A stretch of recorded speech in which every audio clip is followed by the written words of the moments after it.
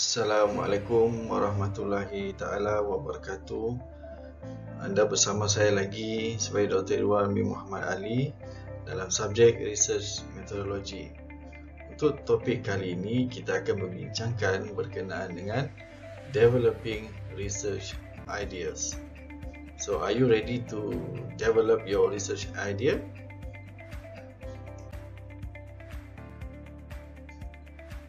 Baiklah, kita masih lagi membincangkan course learning outcome, iaitu demonstrate the understanding of entire research process. Baik, do you have any idea?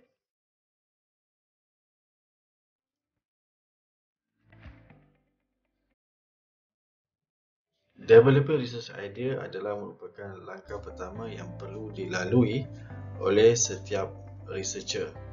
Ia merupakan elemen penting dalam research proses, di mana kita dapat lihat dalam cycle ini, research idea adalah perkara pokok yang perlu dikenal pasti oleh setiap researcher. Kemudian barulah kita boleh pergi ke langkah seterusnya, iaitu literature review dan berkaitan dengan theoretical atau empirical research question, dan membentuk research design, data collection, analysis, and then data interpretation, dan kemudian sampailah ke bahagian akhir, iaitu conclusion.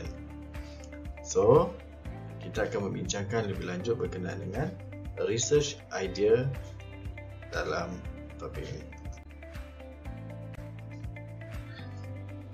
Sebagai panduan dalam membentuk research topik, perkara penting yang perlu dilakukan adalah memastikan topik yang dipilih tidak terlalu narrow down ataupun tidak terlalu kecil dan juga tidak terlalu broad, tidak terlalu besar.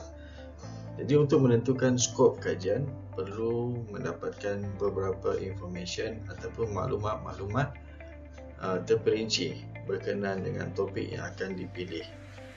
Dan yang paling penting adalah kita sebagai researcher, kita dapat sedikit sebanyak menjangkakan ataupun make some assumption apakah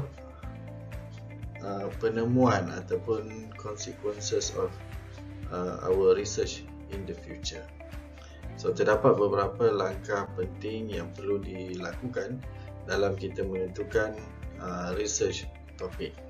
Pertama sekali adalah brainstorm for idea, di mana kita melaksanakan brainstorming for an ideas berkaitan dengan dalam ruang lingkup research interest yang kita minat.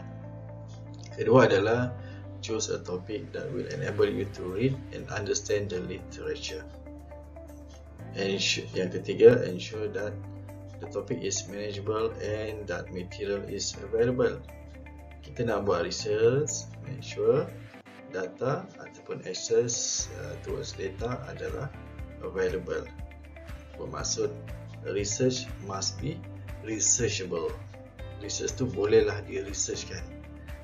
And then kita kena buat yang keempat tu adalah make a list of keywords. Kita kena dapatkan beberapa keyword penting berkaitan dengan topik yang hendak dijalankan. Dan kita mestilah fleksibel. Jangan terlalu rigid dan jangan terlalu terikat. Kita mestilah fleksibel. Define your topic as a focus research question centric, di mana kita punya research ni mestilah berpandukan kepada research question, apa yang hendak dicapai dalam kajian. Kemudian yang ketujuh, research and read more about your topic. Dig, korek lagi untuk mendapatkan maklumat yang lebih detail. Dan langkah yang terakhir, formulate a thesis statement. Thesis statement adalah untuk kita mendapatkan satu statement apa yang hendak dicapai daripada kajian itu, yang memberi gambaran keseluruhan research yang hendak dijalankan.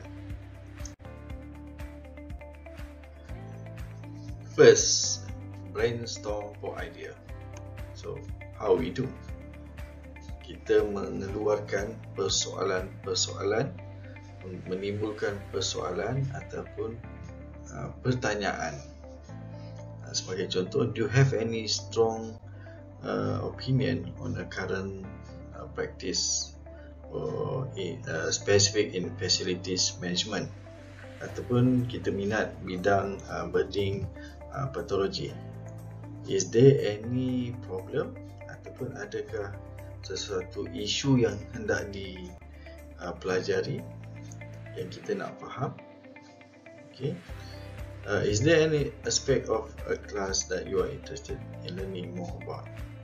Maksudnya kita dah belajar dalam kelas, kita nak mengetahui lebih lanjut lagi secara praktis dia macam mana. Di kelas kita tahu benda secara teorinya dan secara praktisnya macam mana.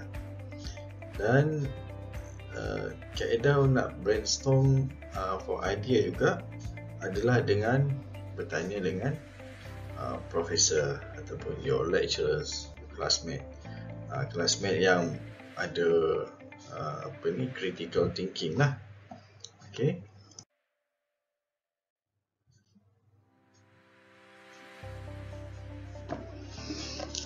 Langkah seterusnya adalah dengan membuat bacaan umum berkenaan dengan research yang hendak dilaksanakan.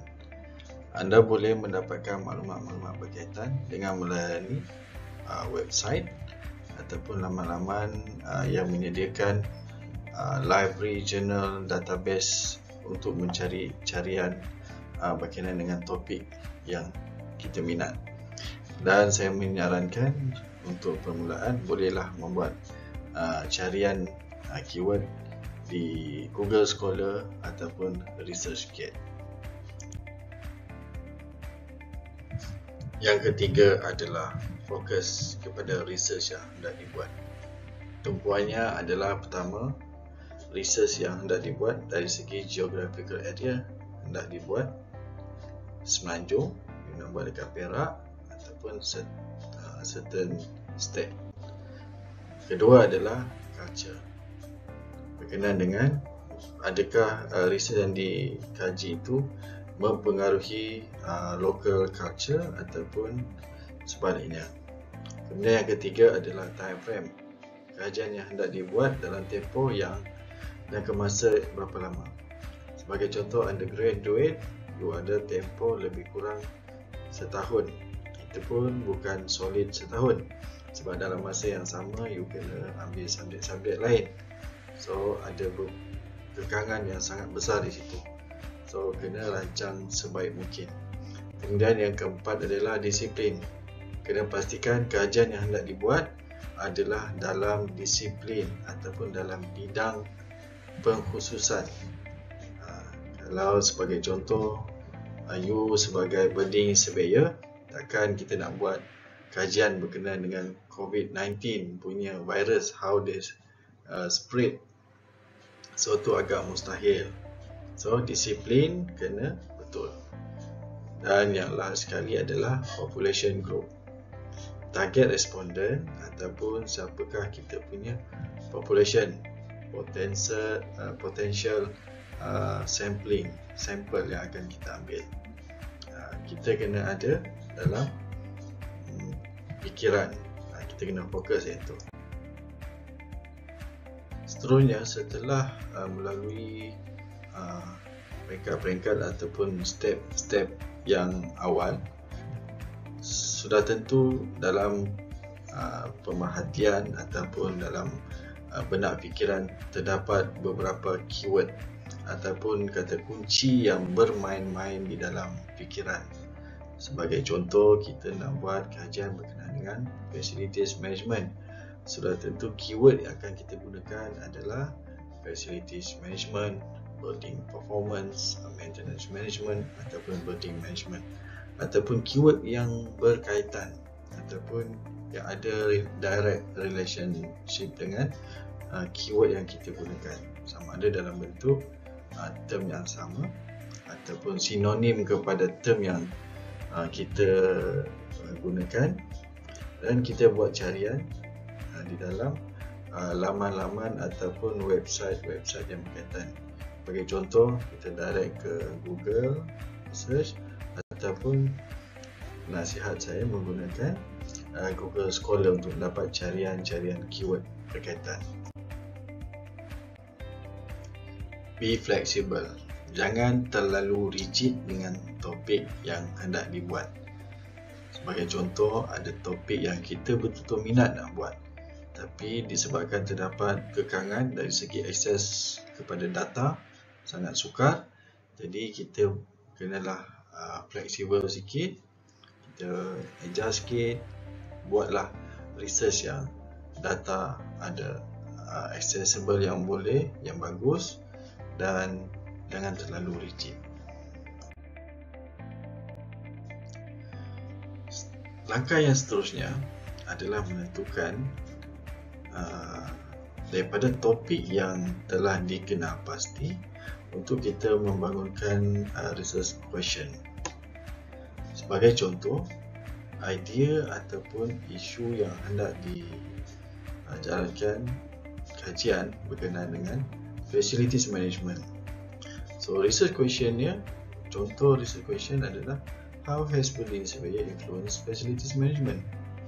So as a focus research question, sebagai contoh, what sustainable principles used by a building surveyor in facilities management? Kita fokus kepada research question yang hendak dibuat, yang melibatkan di mana isu dia adalah FM, and then problem dia adalah sustainable principle terhadap yang dilaksanakan oleh building surveyor di dalam facilities management. Langkah yang seterusnya adalah kita do more research and read more about your topic.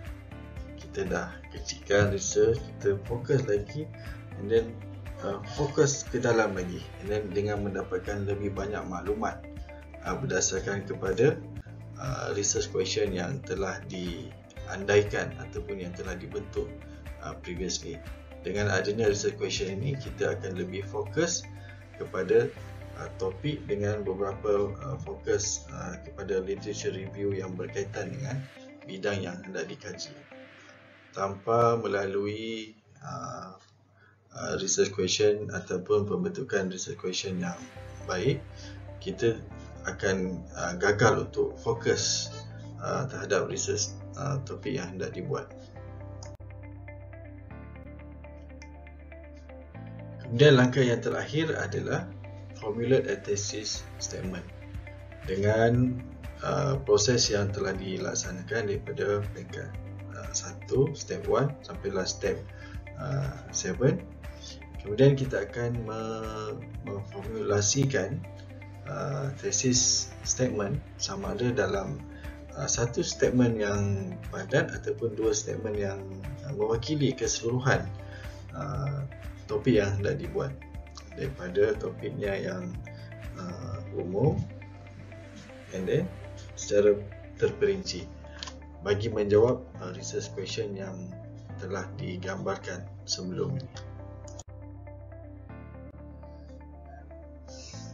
Berbalik kepada perbincangan kuliah yang lepas, kita ada membincangkan berkenaan dengan epistemologi, ontology and axiology of research, di mana ini adalah rangkuman research filosofi. Pertama sekali, kita membincangkan isu ataupun idea yang hendak dijalankan kajian terhadapnya. Pertama, isu kita fokus pada facilities management ataupun let's say building control. So dalam FM kita ada problem yang hendak dikaji. Contoh problem yang menjadi persoalan kita sebagai researcher adalah berkenaan dengan preventive maintenance schedule sebagai contoh. So daripada persoalan ni, apa yang kita boleh jangkakan hasil daripada kajian yang akan dilaksanakan adalah kita akan membentuk satu successful ataupun effective preventive maintenance model di dalam facilities management. So itu adalah kaedah bagaimana kita mengecikkan skop kajian daripada skop kajian yang luas, kemudian kita fokus kecil, dan inilah hasil ataupun sumbangan research outcome yang kita hendak hasilkan dalam kajian. Sekiranya ke-8 step ini telah dilaksanakan dengan baik, dengan teliti, bermakna alhamdulillah kita telah melaksanakan first step in the research process, di mana kita kena ingat fokus dengan topik yang hendak dibuat, be passionate on your topic, dan choose the most accessible title yang mudah untuk kita dapatkan data, access towards data. Dan yang paling penting juga, kita kena change mindset, kita kena ubah fikiran. Research ni mudah, tak susah pun. Dan you kena jadi kita adalah expert dalam bidang yang kita hendak kaji. Dan kena ingat, data itu emas, di mana apa-apa research, buatlah apa-apa research pun, yang paling penting kita ada target responden ataupun ada sumber data yang hendak dikutip. No data, no research, no outcome. So be creative dengan kajian yang hendak dibuat. So good topic, good mindset, good self attitude, you have good data, and good luck, you will success with your research.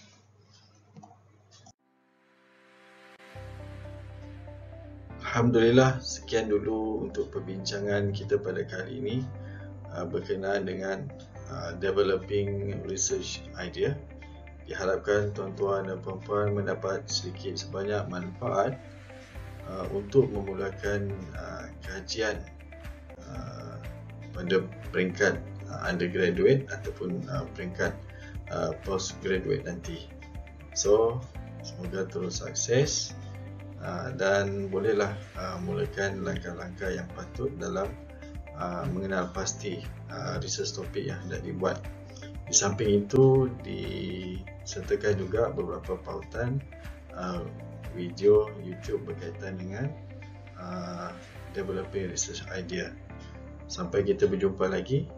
Assalamualaikum warahmatullahi taala wabarakatuh.